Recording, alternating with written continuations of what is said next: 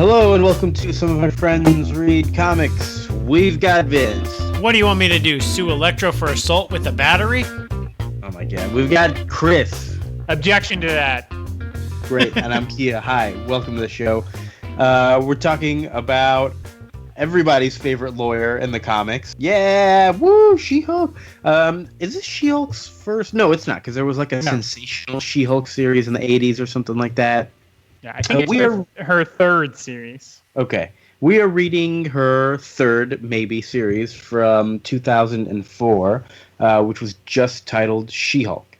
Don't get it confused with the one that came a year later, also called She-Hulk. That was like, after Civil War, they restarted a lot of stuff. Yeah. Which I guess was probably a continuation of all this stuff. But 2004, She-Hulk. She got her own series after kind of not having one for a little while. Written by Dan Slott, who, have we talked about him before on the show? Probably in like in passing? Passing, or in like veiled criticisms toward modern day Spider-Man, which I enjoy, but sometimes he does lose the plot. Most recently, I think he's actually. Oh wait, leaving.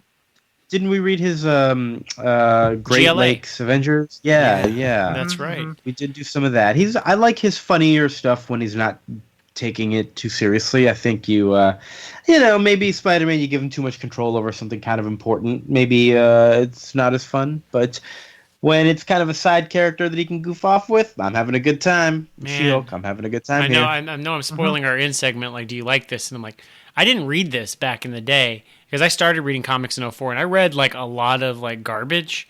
But I never read She-Hulk, and I don't know why, because I really love GLA. And if I think I'd read this and GLA, Slott would have been my favorite writer circa 0405, just straight up. Oh yeah, he was killing it, man. It's a delightful book. Chris, I know you are a real life lawyer, not in the 616 universe, not in canon, but you are a lawyer outside of that. I actually am a lawyer in the 616 as well. Oh, are you? Wow. That's exciting. Have you represented anybody we know? No, I haven't. Ah, gee. All right. Well, maybe soon. Keep your head in the game. One day you'll get there. Mm-hmm. But I'm sure this has some legal stuff that maybe you can bring into question for us. Can you just call an objection if something sounds stupid? How about that? Okay. I will say that this is... and I guess it's a little unfair because this is 2004, so Wikipedia and Google exist by this point. But this is by far the best researched comic, other than there was one issue of Astro City that I think is equally well researched, where there's a real attempt to talk about the law in a way that I'm like, this is relatively accurate. Oh, okay, good. That's nice. Yeah, I do have some problems with the law firm of Book and whatever. Yeah, this law firm is insane. We'll get to all that. We should get into She-Hulk though. This comic doesn't really go too deep into her origin or any of that stuff. Isn't she like Hulk's cousin, right? She got a blood transfusion from the Hulk that made her the She-Hulk. That's what made her. All right, none of that's really important. So let's just get into the story. How about that? Oh, we should mention the artist as well. Juan Bobillo, I think is how you say his name. Bobillo. I like his art a lot. He has a kind of unique style for the faces, and I think he draws people and action very well. He draws style and like body diversity really well too. Like yeah. A lot of people are really chubby or like different shapes in this book in a way that most like modern superhero comics are not. In a way that like just looking at the covers by A.D. Granoff, who did a lot of the those are like the digital kind of looking covers, right? He did Warren Ellis Extremis Iron Man, and a lot of the Iron Man concept art for the Marvel movies is his work, and it's just boring covers of her, like kind of almost cheesecake covers, and I can see like, no, I don't want to read this. This doesn't look like anything. Yeah, the covers are super generic. Yeah, they don't service this book at all. I mean, some of them are kind of trying to be funny. Yeah, I mean, I'm just kind of like, they don't give me a sense of what the book is, especially because like the way that Bobillo draws like Jennifer Walters. Jennifer, is that her name? Jessica Walters. Yeah. Jennifer. Jennifer. There's a lot of Jennifers and Jessicas in the Marvel universe. I'm going to get confused because Jessica Walters is Lucille Bluth, so I'm going to get confused a lot. All right, so Jessica Walters, Lucille Bluth is not She-Hulk. I think we can remember that. She was also the villain in the Doctor Strange TV movie. She was also was she? And she was also the mom on Dinosaurs. Oh, I do remember that. And she's on Archer, if that helps for you millennials. These fucking millennials with their Archer. All right. Being born in the 80s. Come on. So sorry, what were we saying? Oh, yeah, it's Jen Walters. But I just like how like frumpy she's dressed all the time and like how hunched over in her posture. And it's a really like fun contrast because unlike the Hulk, she likes being She-Hulk. She'd rather be She-Hulk. We should say her powers don't quite work like the Hulk. She has total control over her powers, where she can just like turn into the Hulk and then turn back into Jen Walters. Yeah. Which sounds like a pretty sweet deal. I think. She's just She-Hulk, and she's like, as She-Hulk is dating models. I think one of like not the sexiest man alive, but like number 2 or 3. I think she says. Pretty cool. And she throws like raging parties at Avengers Mansion to the point where she gets kicked out of Avengers Mansion. And I'm just like, she just loves this, and she hates in the same way that like Hulk hates Banner. She also hates Jessica Walters, but in a completely different way. She did it again. Damn it. Again. Jessica Jones is also going to throw me here because she's not in this book, but she's not Jess. There's a lot of characters named Jess that are women in the Marvel universe. This is not one. Okay, cool. It's Jen. Don't worry, it's a Jen. I really like the book. Sort of starts by setting us up with like who she is as a person, and reminds us that I guess does a little bit of a flashback with her in college, always studying hard and missing out on all the parties, and it's sort of like, okay, well, now that she has the freedom to have all these parties and has access to a mansion, she's going to throw some parties and have sex with models. Sure, why not? Basically the whole plot point of this book is that the rest of the Avengers aren't really cool with it, and Jarvis is having to spend a lot of time cleaning up after her parties, and they're having to constantly do background checks on all these models she's bringing home to fuck, and that's a problem. So they gotta kick her out, send her somewhere else. Which I did find a little bit unbelievable. Like, give her a warning first, maybe. Like, hey, cool it down. But no, just straight to kicking her out. There's a lot happening in this book. Like, a lot's covered. To the point where the thing I love most about this book is that the action is like perfunctory. Like, she's a superhero. We know that. But all of her drama is not superhero action fight related. It's not punching a problem. All related. She shows up, fights MODOK for a couple pages, but it's in service of like her other plot that she's like trashing Avengers, and the Avengers are kind of done with her emotionally. Yeah, she's got to like go put a what do you call a case on hold because she has to go and save the world. And the trial just had the judge is like, hey, Avengers business, we gotta that takes precedent. Sorry, everyone. Which is kind of cool. But she is going up against this, what's the name of this law firm? I don't remember the name of the whole firm, but it's owned by a guy named Holden. Is it Mallory Book is the rival lady?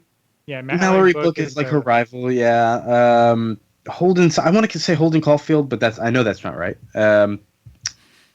Holden Holloway. He owns the thing. Yeah, it's Goodman, Lieber, Kurtzman, and Holloway. So that's a reference to the founders of Marvel Comics. And I guess, Jack Kirby didn't actually have an ownership interest, but because Marty Goodman was their original owner, Stanley Lieber, Jack Kurtzberg, and I don't know who Holloway was. Maybe Holloway's just this character who they kind of shoot. Maury Holloway, the colorist from their covers? No, probably not.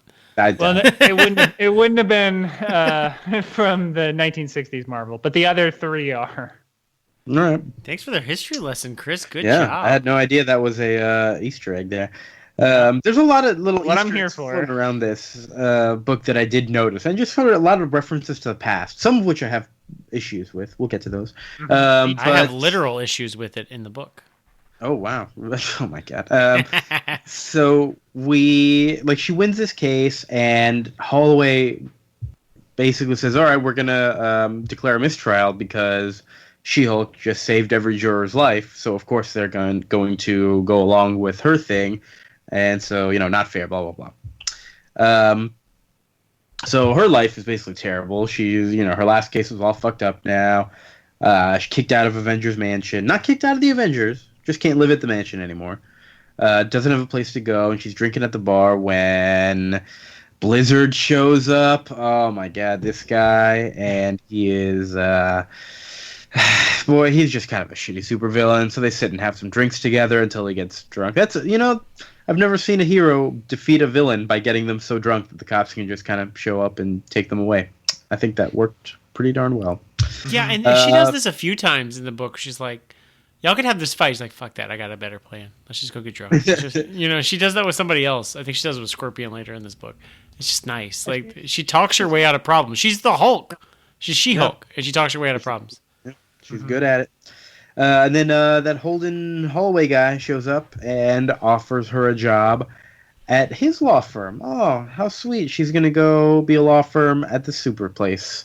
And that basically kind of sets up the whole arc, the whole first 6 issues of what we're dealing with here. But they tell her, we don't want to hire She-Hulk. We that's right. want to hire Jennifer Walters. And it's like, they're the same person, so this is a stupid thing to say. It is kind of a weird thing to say, but they do start to make more of a distinction of like you're going to be Jen Walters while you're on company time, not the She-Hulk. We don't want her working here. We want Jen. But even though he's constantly using her for her superhero persona, like there's no reason for, I don't know. Right. It's such a, like, I think, I mean, to jump ahead a little bit, I think Dan Slott's comedy is really funny. There's some good stuff in this, but the fundamental character conflict he's setting up is stupid. It does feel a bit shoehorned, yeah. Yeah, it's just because it's like, oh, She-Hulk is like fun and dumb, but Jen Walters is smart and studious. It's like, they're the same person. We get it. There's like, there's not much difference. I don't think there's anything She-Hulk can do that Jen can't do, or like personality wise, there's no difference. Yeah. Which maybe, I don't know, maybe I'm supposed to read it different. Maybe I'm supposed to be gruffer when I'm thinking of the voice in my head, but I don't know. To me, it all seems the same. To me, though, this is a damn fine first issue. It really is. It sets up a whole lot and gets a lot of work done. It gets a lot done with the characters. You really like She-Hulk. I don't know much about She-Hulk at all. I don't think I've read like a her-focused comic. And I'm like, I like this type. I like this version of her. I like this new status quo that we immediately undo by the end of the first issue. I like it, though. It's a very good first issue of a comic. Yeah. It's not very plot-based. It's more like character, like getting you in the world based, but it does a good job. Yeah, and then issue 2 is really what kind of gets us more into the whole plot of things and sort of tells us how it's all going to go, because it introduces us to her new job at this new law firm. Another Easter egg, I caught this one. These law offices are located at Timely Plaza. I got that and one. I don't know if you know this, but Marvel Comics come out in a timely manner, so that's the Easter egg. Yep, that's the Easter egg. No, well, they were originally called Timely Comics. Blah blah blah. Yeah, National Comics. I thought. No, that's DC comic. I know. That's DC. They were also Timely Comics was founded in 1900 by Kang the Conqueror traveling back through time. I also is that canon? Yes. Wow, that's great. In 616, they said that was the origin of Timely. Was a Kang pun. There's also an Easter egg in the first issue of Blake Tower showing up as the DA, which was accurate to Marvel Comics, but they made no attempt of drawing Blake Tower at all to look like himself. And so he has a throwaway line that's like, I used to look completely different. And I'm like, nice try. Did they like ADR a line on him in this comic? Who was Blake Tower?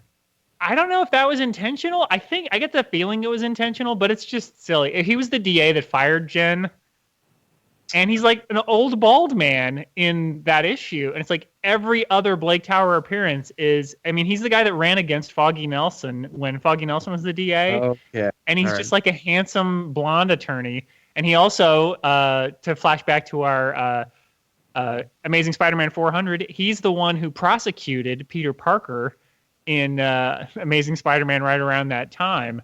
And he looked nothing like the character we saw in issue number 1. And he says it's because She-Hulk has made his life so hard. You know, that's similar to, like, in Batman, the comics, like, oh, that same cop is the same cop from over here, like that kind of stuff. I love that they just kind of keep continuity between all these random ass no-name lawyers. Not no-name, but He's the district attorney of New York. He's kind of important. I don't like it. Doesn't. I feel like I've never read a comic with that guy before. But I guess I don't. Some of us non-lawyers don't pay attention to the lawyers. Yeah, He was even brought up. Important thing. He was brought up in the John Byrne She-Hulk run when she's like, "Oh boy, a new love interest for me," and they're like, "Actually, he's a pre-existing character and he's married." And she's like, "Oh no." So she's getting introduced to her new job here, and she kind of quickly realizes, wait a minute, this is a law firm specializing in all the weird superhero-y type stuff. Like, they got Moloids there having a meeting, Doctor Strange is there hanging out, some bird people, all sorts of folks. Awesome Andy is there. He's a pretty important character. He's a big old android with a block for a head, but he developed sentience. He was built by the Mad Thinker, who I always hated as a villain. We'll talk more about him later, though. The Mad Thinker, but he's a nice guy now. He has a little chalkboard because he can't talk. He says hello. He does, go for work around the office. He's a nice guy. I like characters who can't talk. And what else? Oh, and she gets her. She does get her first case. Yeah, but there's also who's the guy who really was showing her around. She thought it was Holden, whatever, but it was. Some shapeshifter. What's that guy's name? I forget. Ditto. His name is Ditto. It's a good name for a shapeshifter. He's in charge of handing out. That's a Pokemon's name. Oh, I'm sorry. Pokemon can also be the name of a lawyer. No, Pokemon Ditto is a shapeshifter Pokemon. Well, it's a good name for a shapeshifter in general. Okay. I do like the feeling of just like the kind of like the world where you just walk in and there's a bunch of like shit going on. That's what I liked about like the FF by Matt Fraction. Like they just rolled up into the school for Fantastic Four and it's like just all this weird crap just happening at the school in the background. Does this resemble Harvey Birdman at all? Or no? Maybe lawyers doing weird stuff, sure, but with established characters. Like I know Harvey Birdman was already out at this time. Harvey Birdman was like 2007 because they were. If anything, maybe the Spider-Man issue that comes later resembles like a Harvey Birdman plot because it's like, hey, wouldn't this character want to sue this character? Hey, it would. Let's see what that would look like. But the rest of it doesn't really feel Birdman to me because I don't know. But I can kind of see it. It's an interesting parallel. Now that I'm thinking about it, I see it more and more. Yeah. I mean, it's damage control, which we previously covered, which was, the cleanup crew for Marvel battles and stuff. Mm-hmm. And then maybe a little bit of Harvey Birdman. But there was also an issue of Astro City that was about a lawyer and how the law changed after like 30 years of superheroes existing. Yeah. And so it's like, well, let's just do that. That came out in 2003, by the way. So it's like Marvel very clearly was like, oh, okay. Yeah, I mean it's a solid premise, and I like having it around.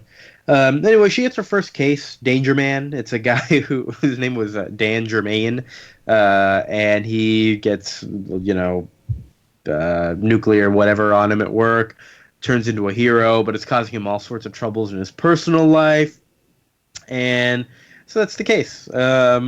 He's trying to sue his old company. Jen learns that she can do research on the case by going down to the old case file section, which is the long boxes, old issues of Marvel Comics, which because they were sealed by the Comics Code Authority of America, are good as legal documents in the court of law because they were signed off on by the original heroes, which is ridiculous.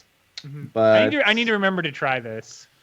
Yeah, you should try this in court. I think it'd be great. So, Your Honor, it can't be hearsay. It's self-authenticating. It is a Marvel comic. But it does make me wonder where are they allowed to pull from, and are these comics that are published in the 616, are they accurate to our issues that we received, or are they different for like secret identity reasons? Like, I think they got to be different. Mm-hmm. Like, or do they just not have any? Do they have Spider-Man comics that just don't have parts about him with Aunt May? And then what do they fill the pages with?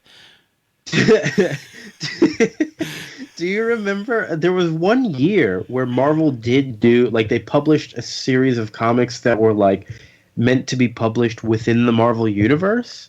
Do you remember those at all? I I remember remember a they weird Spider-Man one that portrayed him as a monster kind of character. weird. I remember like the one that was published during Civil War that was actually like published as like a Daily Bugle newspaper, and you could read about Civil War. Oh yeah, I remember that. That was pretty neat. I like that. Mhm. But no, these were meant to be like comic books. There was a Fantastic Four one which I didn't read. I'm sure there was. There are like, a lot of X-Men comics books one. that I didn't read.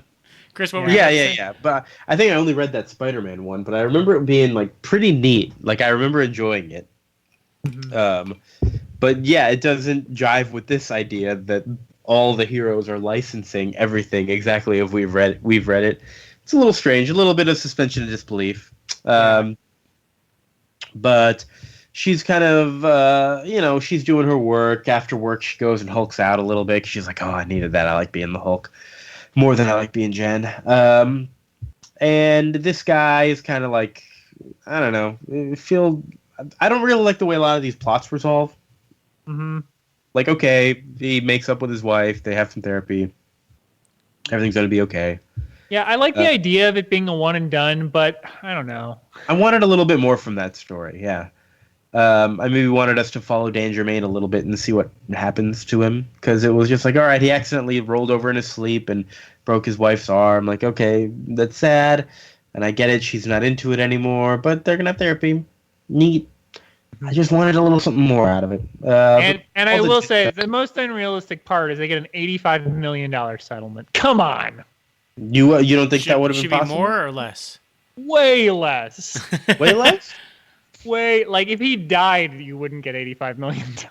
I think that says a lot about you as a lawyer that you're not pushing for more. So Yeah, you It says a lot about our society and tort reform. Call your Republican legislatures and tell them a real free market wouldn't have caps. Yeah, we wear baseball hats. This is a lawyer telling you that he wants more money. By the way, Oh my god, fucking sleazy piece of shit. Good god. Wait a minute. No, that's true though. If you actually believe in a free market, then you should be able to, if you're a multi-billion-dollar corporation who irradiates someone and makes them giant, you should be hit for the real cost of that. There shouldn't be a cap on it that's like, oh, we can only pay $10 million. That's the maximum because you didn't die. So, Chris, right. I think you should submit this the next time you're resolving a case that, and She-Hulk #2, they got an $85 million settlement. So, Oh, but was this registered by the Comics Code Authority? Because after a certain point, they weren't. Oh, yeah, that's true. And so it's only the issues before. Oh man, Kia, you're good. Yeah. You lawyered me. Good job. I looked at you, man. Haha! I object. I don't see it. I don't see it on the cover. Get out of here with your Pinche $35 million settlement. She-Hulk got 85. All right. So the next issue, I gotta admit, I liked even less as a one and done. The Ghost Trial's the best issue.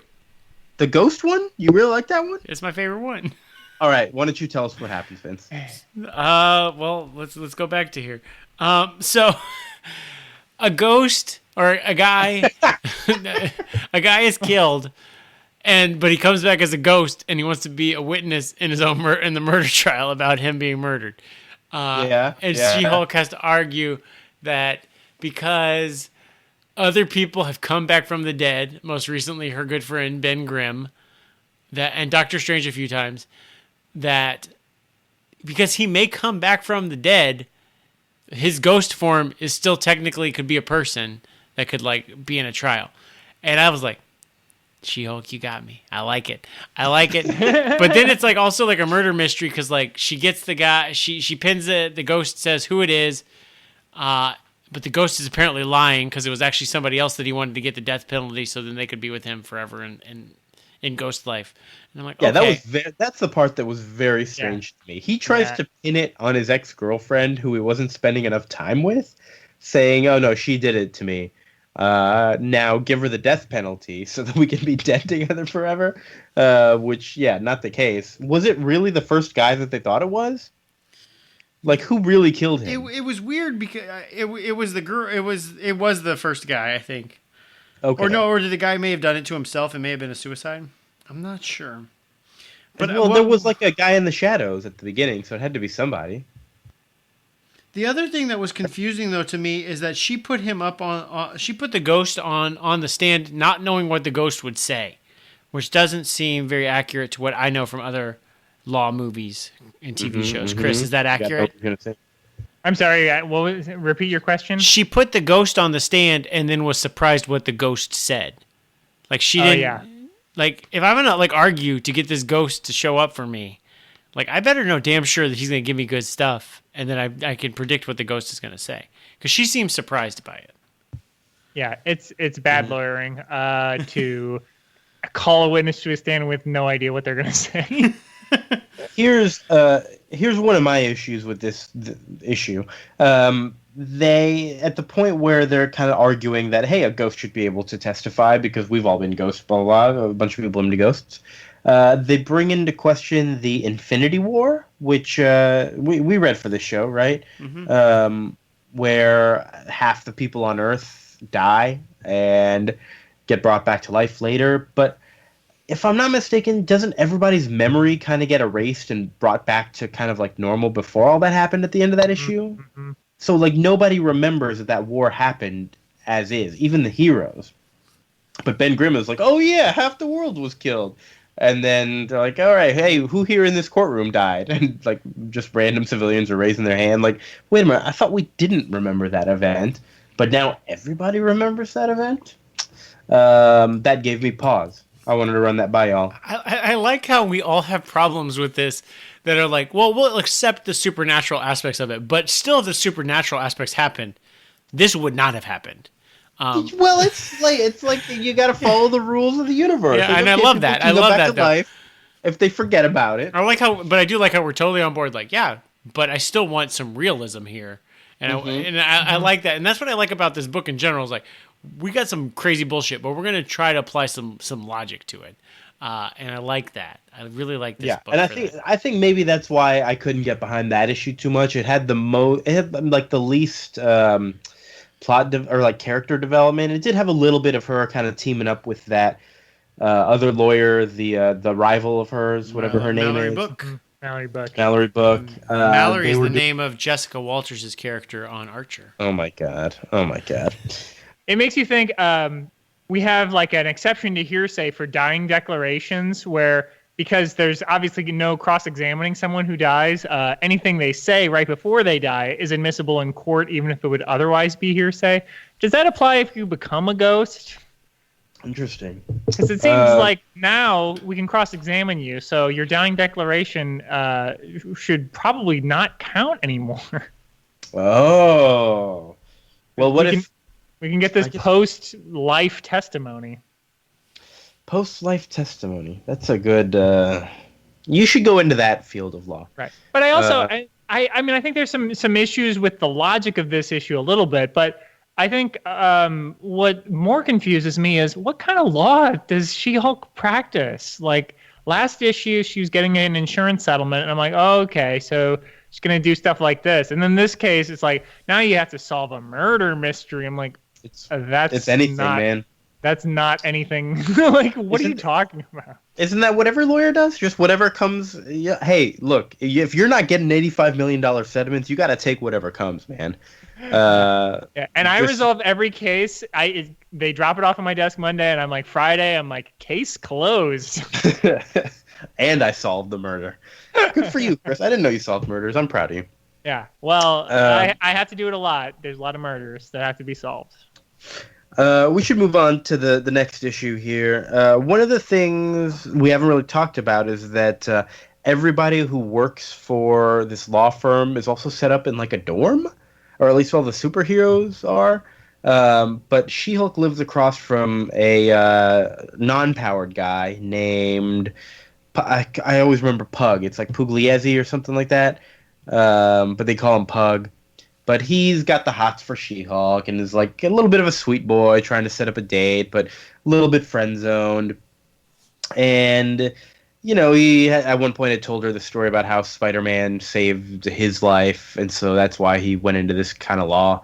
And so this issue is all about how they approach Spider-Man, saying, "Hey, we want to help you sue J. Jonah Jameson." I'm like, all right, that's a great premise. Uh, J. Jonah Jameson has been slandering Spider-Man all these years. Let's sue him for it. I enjoyed the premise, and while this whole court thing is going on, the Scorpion was like, "Oh my god, two of my enemies in one place at the same time? Yes, please." So that's what we're in for. A good time. And I'm just excited that any book like recognizes like J. Jonah Jameson fucking did some crazy ass shit in the 60s. he did.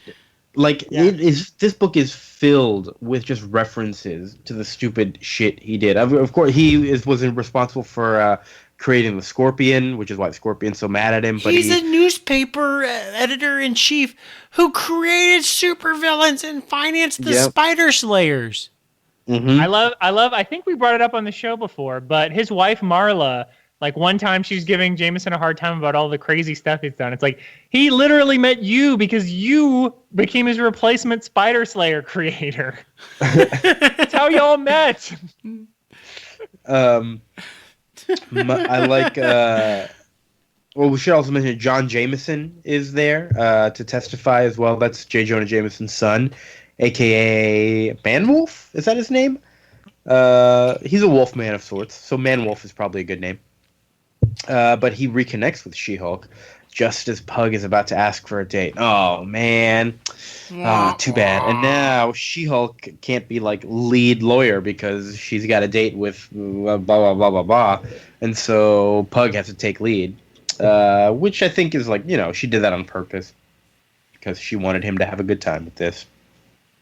Spider-Man's showing up in court, doing his whole Spider-Man thing, making references to all the dumb stuff they did, cracking jokes. I really love the moment where they asked him, like, "Hey, why do you think he's been after you all these years?" He says, "Well, I think he hates me because I'm black." And J. Jonah Jameson just gets so tensed up, and Spider-Man says, "Nah, I'm just kidding. I'm not black." And the whole courtroom busts out laughing, which I did think that was kind of weird. Like, I think the judge would say, like, "All right, hey, come on, man, what are you doing? You're on the bench. Let's I don't know." Could you ask Spider-Man who he was on the stand, and he'd have to answer it, or being like, that's what I'm a little confused about. Yeah, I feel like why didn't the other lawyer do that? Should have. Would have been nice. The kicker in this issue is when the lawyer, Pug, says, "All right, we're going to drag Peter Parker into this case because Peter Parker, like, faked pictures of Spider-Man and all that sort of stuff, sold them to J. Jonah Jameson. Like, he's as big a part of this libel case as J. Jonah Jameson is."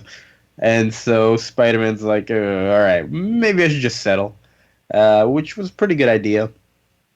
It was funny. They also it was funny. He's like, whoa! I guess I'm not. Yeah, it was funny. Yeah, but it was pretty cute. And instead, the issue ends with Peter Parker and J. Jonah Jameson, like, having to hand out papers saying that Spider-Man, like, all that stuff about him was a lie, but they're dressed as chickens. So it was cute. Why does Peter think that it would matter if he was a defendant in the lawsuit if Spider-Man won? How would that hurt him? That's a good question. How would that hurt him? Like, does he think Spider-Man is going to demand that money? Well, maybe the law firm would. I don't know. I don't know how that would work. That's a great question. He would. I mean, he's a freelance photographer. He'd just be like, "Well, sorry. Like, basically, either I'm indemnified through my company, or you're not going to get any money from me. Sorry." Boy, isn't it crazy that in a matter of 10 years, he went from, like, teacher and struggling photographer to owner of his own company? Good for him. Obama's America. Obama's good. Yeah, but then he took all those jobs to China, including his own. Also Obama's. Oh, no. We're getting political. We're going to move on to the next issue. Issues 5 and 6. I was kind of expecting another one and done for each of these, but 5 and 6 was a two-parter. We changed artist also. Yeah, we did. Who's this other artist? Paul Pelletier. I feel like I've read something else with him. He does pretty good standard stuff. I get Paul Pelletier and Paul Pope confused. The Paul P's. No, Paul Pope is like kind of weird, trippy stuff. Yeah, that's why I always see Pelletier, and I'm like, ooh, and I'm like, wait a second, you're not Paul Pope. No, yeah, Pelletier is like kind of normal, but I do like his detail. I like the way he draws pretty much everything. He's got a really nice style to it, kind of classic feel. Yeah, he did some really good work for CrossGen. That's where I first became aware of his work. He was one of the guys that got their start there. And then when they closed, and Greg Land and Steve Epting and Steve McNiven from Civil War all jumped to Marvel right there around this time, and he was also there. Oh. Speaking of Civil War, we got some. I see some Speedball here. Yeah, the new Warriors are in this issue. Nova, all those folks hanging out, doing their thing, and they capture a supervillain named Southpaw. I guess she's got a big old thing on her left hand, which it wasn't until that movie came out that I realized that Southpaw was like a term for being left-handed. Where did that come from? Do y'all know? I think it's because as a lefty, I think we're supposed to be evil, using the hand of the devil to do things. And South is like down, it means the devil or something. I learned it from Rocky. Did you ever see the original Rocky? It is a pitching term also for left-handed pitchers. Rocky and Bullwinkle? I'm a southpaw. It means nobody wants to fight me because it makes them look stupid because they got to do everything backwards. He explains it to what's her name? Oh, okay. All right. So it was in a big pop culture thing that people care about. All right, cool. Oh, okay. So 40 some years ago. It is from baseball. It's because ballparks were laid with the home plate always on the west, so left-handed pitchers, their arm was always coming from the south side of classic baseball stadiums. I don't know why anybody's always. I guess she designed it to the west, so it makes sense if you're pitching, so the sun would be in your eyes. Maybe, I guess. Yeah, that makes sense. Okay. But then what about the hitter? Sun would be in their eyes. I don't know. I don't know. I don't know which side the sun sets in. All right. Well, next time on Some of My Friends Play Baseball, we'll get to the bottom of this. Some of us don't know cosmology. That's not right. What's that? Yeah, we'll figure it. So Southpaw gets sent to this. Vince, are you a Southpaw? Yes, I am. Oh my God! The fucking devil is in you. Left is right. Right is wrong.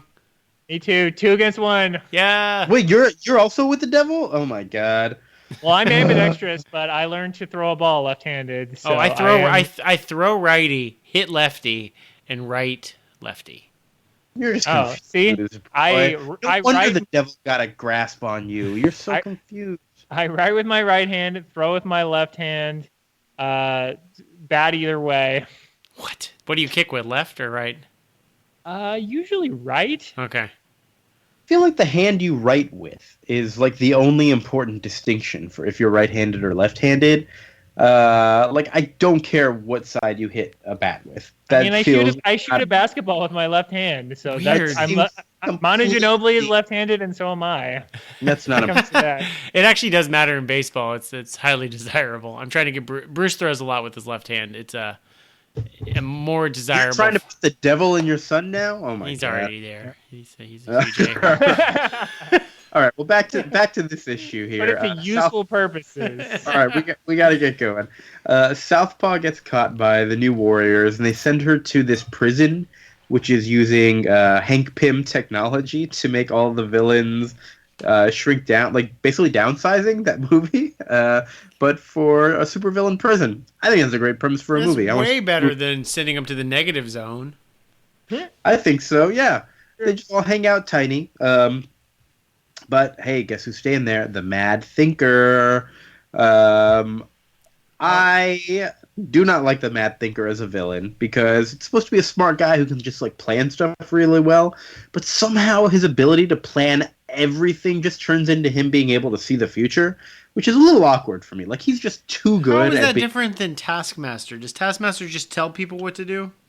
No, Taskmaster Taskmaster just has instantly copies people's powers. Oh, Not he okay. has powers.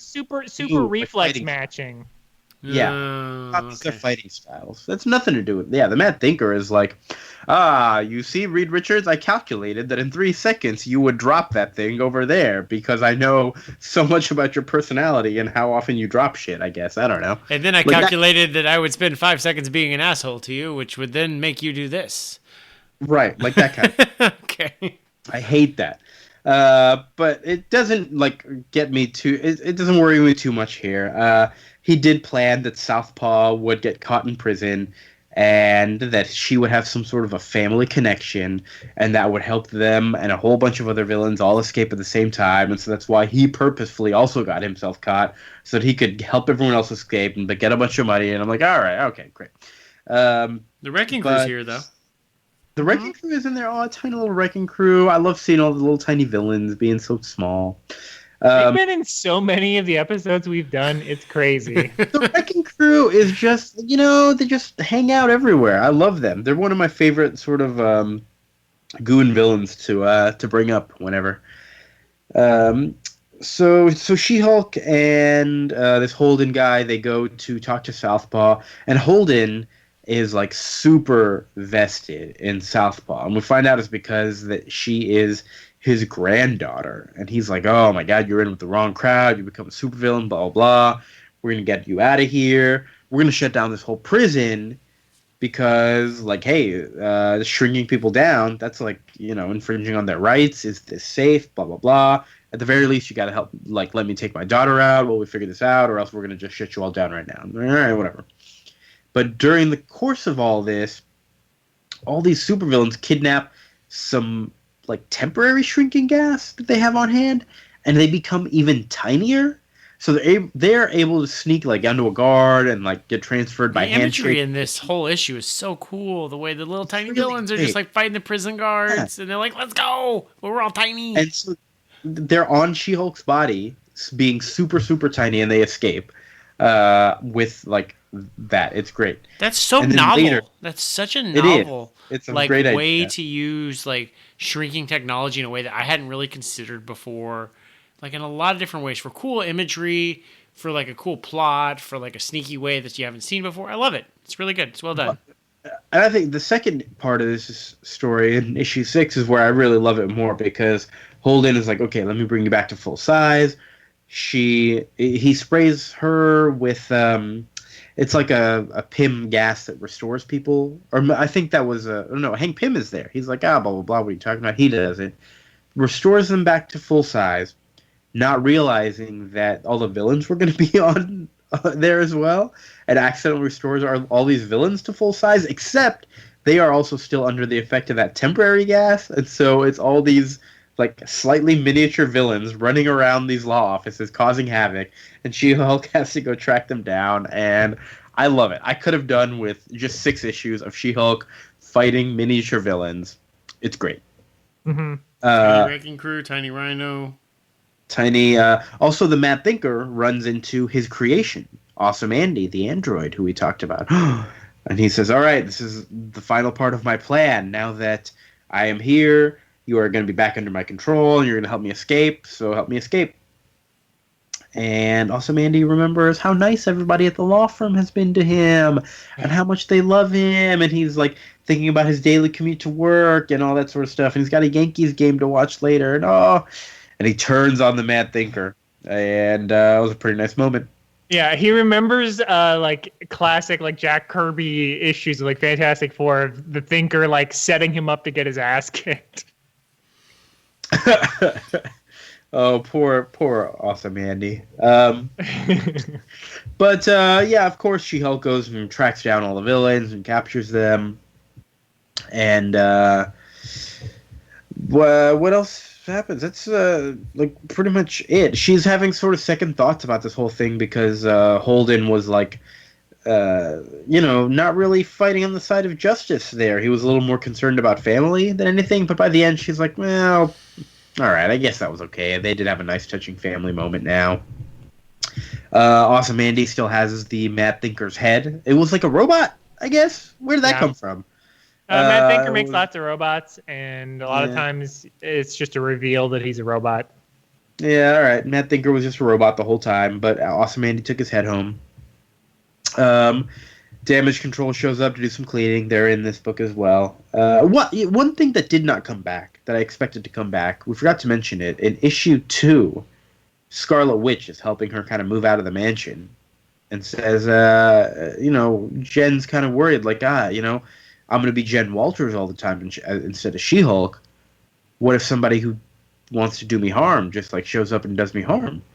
And Scarlet Witch says, okay, I'll put a little cloaking spell on you so that anybody who wants to do you harm won't be able to recognize you as She-Hulk. And that never came back. I expected it would. So maybe in the next 6 issues it'll come back. Maybe her and Pug might get together. But that's about it. There's not really much else to talk about. Yeah, I was going to say, stay tuned. Read the second 6 issues if you want to see that story point pay off. I actually have never read past this. I've read these first 6 issues before and was happy to read them again. But for whatever reason, I just stopped after that first trade and never kept going. But I do need to because these are great comics and I want to know more. Vince, what about you? You're going to keep reading? Hell yeah, I was. Yeah, I am. Yeah! I like it. I really like. I blew my wad at the beginning, but I'm just like, why didn't I read this? Like, I don't know. Yeah. Like the garbage I read when I first started comics, just like trying to read everything. Like, I read this book called Forsaken. I don't even know what the fuck it was about, but it was terrible. And then I thought maybe I don't get it, so I read it multiple times, and yet I never gave She-Hulk a chance. Like, I don't know. You read bad comics twice? I read so much Jeff Loeb thinking that like Jeff Loeb was good, and I just didn't get it. I read that Uncle Sam book by Alex Ross. What's that? I never read that. It was it Dynamite or who was the company that made that? I think it's a Vertigo book actually. God, I read some garbage though. Like in Yeah, 04 when Alex Ross writing is bad. I read all the Avengers Disassembled like tie-ins. Oof.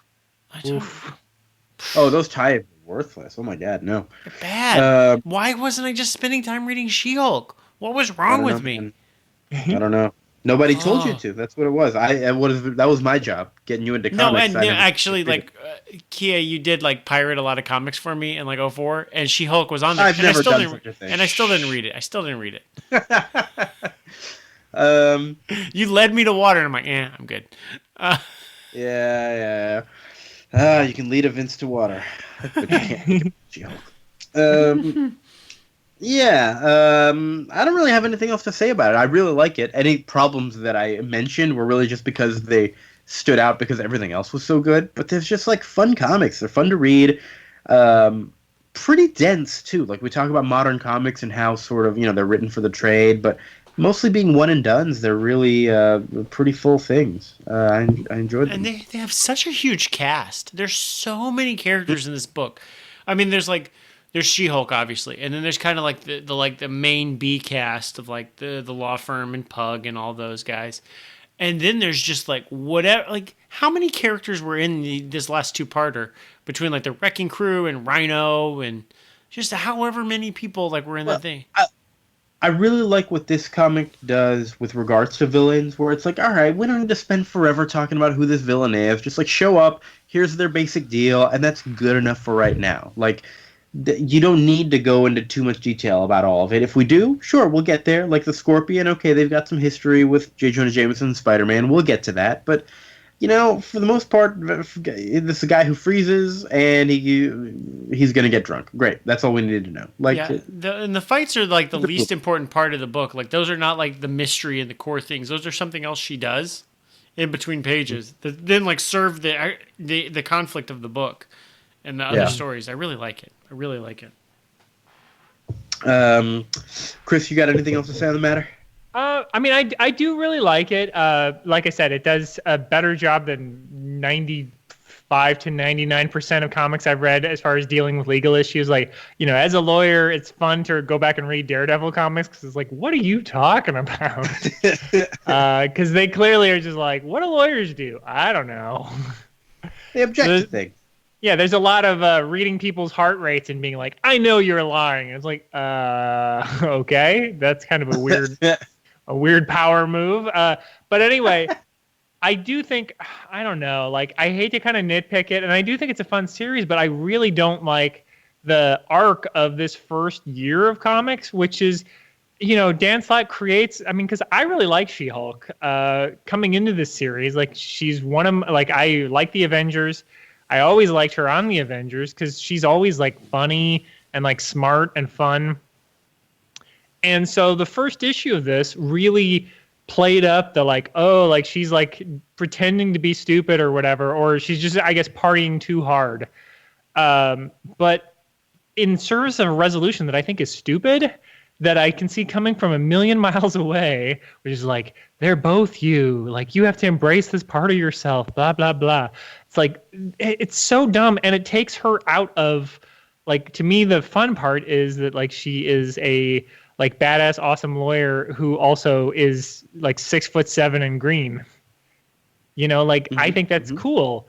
And so then she's being like, no, I have to, like, solve this case as Jen. I'm like, that's dumb. There's no reason for that. Yeah, I still, like, even in these first 6 issues, I was expecting a little bit more. There's not much on that character development angle, because I do think that story, it's a little bit weak.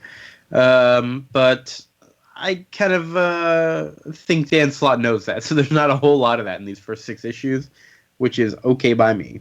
Yeah, it's really just her getting in trouble with her boss. Like, oh no, I was She-Hulk on company time. Oh no. And I like that sort of like, oh, I gotta ditch work to go be She-Hulk kind of thing. It feels like an interesting take on the superhero secret identity thing, where it's like, okay, everybody knows, but I'm just kind of not allowed to do it on company time, but I really want to, and I'm gonna do it anyways. Like, it feels, I don't know, kind of like rebellious in a nice way. But yeah, as far as character development stuff, okay, whatever. Yeah, but yeah, and overall, that's my problem, is just the character side of things falls a little flat, and he has to change She-Hulk in the beginning to make her kind of dumber than she ever usually is, and I don't really like that, because it's like, yeah, I see where it's going, like I've read. Yeah, I did wonder if she'd ever been portrayed like that much of a party person in her old comics. No. Yeah, Probably. I mean, not really. I mean, yeah, she they really played it up, and to me it's the post comics code Marvel just like really embracing, like, oh, like we can have She-Hulk like really sleep around and nobody can say anything about it. And it's like, well, they kind of do judge her about it, which is kind of crappy. It is kind of crappy. I like the jokes they make, though, about, like, hey, that guy could be an agent of Hydra. Like, what are you doing, man? Just bringing people over to the mansion? Never thought about that. How do you have friends over when you're an Avenger? No, it's rough. I mean, I guess they should probably give her, like, a hotel to go to. Yeah, that would make more sense. Or, like, they should have set her up somewhere else, like a small apartment, so that... Yeah. I don't know. They were very mean to her, just kicking her out on the street. Yeah, like if Captain America asks S.H.I.E.L.D., hey, can I get like a brownstone somewhere? They're not going to be like, no, you can't have 2 rooms. You party too much, Captain America. Yeah. Nick Fury got Thor a whole secret identity. Jeez. Yep. They can't even get She-Hulk an apartment, man. Yep, we saw it. Yeah, this was also back in the day of the Avengers Mansion, which has been replaced by the stupid tower. I like the tower, but that's because I started reading in comics in 2004. The mansion seems like a weird concept to me. The mansion is a weird concept, but it's also cute because everybody walks around and plays Monopoly in their costumes. That is stupid and cute. Anyways, I think we just about closed the book on She-Hulk here. What are we doing next time? Oh, all right. Vince, you have this trade called what? Marvel Weddings? Yeah, my wife got it to me for our wedding day. That was her wedding day gift to me. Oh, very nice. It has 6 different issues of Marvel's most famous weddings included in it. We're not going to read them all because they're kind of bigger issues. It would take too long, but we are going to read 3 of them. We're going to read the Fantastic Four Annual number 3, which is the wedding of Reed Richards and Sue Storm. We're going to read the Amazing Spider-Man Annual number 21, which is Peter Parker and Mary Jane. And haven't we already read that? No, we Am haven't. I going I crazy? don't think so. I've never read it. Losing my mind. You're losing your mind, man. Maybe you've read it a lot. And we're also going to read X-Men number 30 from 1994, like right after it was renumbered. That's the wedding of Scott Summers and Jean Grey. Not a renumbering, a second book. Yeah, there's. Oh, you're right. It was because it was Uncanny X-Men, and then X-Men joined them. Thank you. Oh, and guys, spoiler alert: the penciler for Peter Parker and Mary Jane's wedding is Paul Ryan. Oh, whoa, geez. the Paul Ryan? That's amazing. How does he make the time? R.I.P. Paul Ryan, the good one. He actually is dead, unfortunately. Oh, R.I.P. R.I.P. Good Paul Ryan. Yeah. Why do the good Paul Ryans die young? I don't know. In case you want to read the other issues that are in that book, yeah, I mean, maybe some of us will read them and briefly talk about them. Not very much, but I'll just mention them. It also includes the marriage, the wedding of Yellow Jacket and the Wasp from Avengers 59 and 60. There's Quicksilver and the Inhumans. Quicksilver. But if you saw, this is Yellow Jacket and the Wasp. It's a different Ant-Man and the Wasp. It's the Ant-Man and his daughter. No. Yeah. That trailer was good, though. Yeah, that was a good trailer. All right, Fantastic Four 150, Quicksilver, and Crystal from the Inhumans. I said earlier, I misspoke. I said Quicksilver and all of the Inhumans, as if to imply that he married all of them. They're very polyamorous. I love it. Well, he's very fast. So, did you guys end up watching the Inhumans series No. at all? Boy, it was bad, but in a fun fucking way. And Crystal could not act her way out of a fucking paper bag. Good God, she's bad. But anyways, we're gonna see her get married to Quicksilver. And Hulk 319. It's Hulk marries Betsy Ross. Betty Ross. Or is it Betty Ross? Yeah, Betsy Ross is. Yeah, same thing. But yeah, maybe we'll kind of briefly touch on those, but just focus on the first 3: Fantastic Four, Spider-Man, X-Men. That'll be good stuff. Yeah. Anything else we got to say? Anything else we got to talk about? Anything else going on in the comic book community? Dan Slott's leaving Spider-Man. Dan Slott is leaving Spider-Man. Like 10 He's been writing it years. for a few years. Yeah. He wrote that run. I still haven't read this, the Superior Spider-Man, where Doc Ock was in Spider-Man's body for a while. It was okay. It's not It was great. okay. I love premise. Spider-Verse, though. Spider-Verse, which came after that. Oh, yeah, he did that as well, which is really instrumental in kind of bringing a lot of different parallel universe stuff together. And I think that... Did you see the trailer for that other Spider-Man movie? That Miles Morales one that looks almost claymation, but it's CG. Yeah, it's Spider-Man Into the Spider-Verse. It does not look claymation. It's got some weird feel to it. I like it, though. It does look great. Yeah, it looks very Spider-Verse-y, so I'm excited for that. Yeah. Maybe we'll read some Spider-Verse stuff as we get closer to that. Yeah, and other news going on. Bendis announced his first DC issue. Oh, yeah, what's that going to be? Action Comics 1000. Wow. All right. So he's taking over some Superman. That's interesting. I'll read a Bendis Superman. Which I is can't like, wait to hear Superman flip. That's going to be great. I don't like the idea of a new writer getting the 1000th issue. I was texting Chris about that last week. I was like, I don't like that. Don't. Why not? I just don't. I think it should be like a legacy writer. Like closing the book on Superman. I don't like the idea of like somebody completely new to the company doing it. I don't like it. You gotta close the book on the past in order to move forward into the future. Well, it's gonna start off with like something like, like a quote that says like, "I can't believe that happened," and then like the next page will have this caption that says, "What really happened." I can't wait. There's gonna be 20 pages of Lois's face just photoshopped of the same reaction. Oh no! Oh my gosh! I feel like I'm gonna want to read that when it comes out. Let's just I am too. I am too. There's they're coming out with like a hardcover called Action Comics 1000, which has like a collection of like the best Superman issues over the last 1,000. Okay.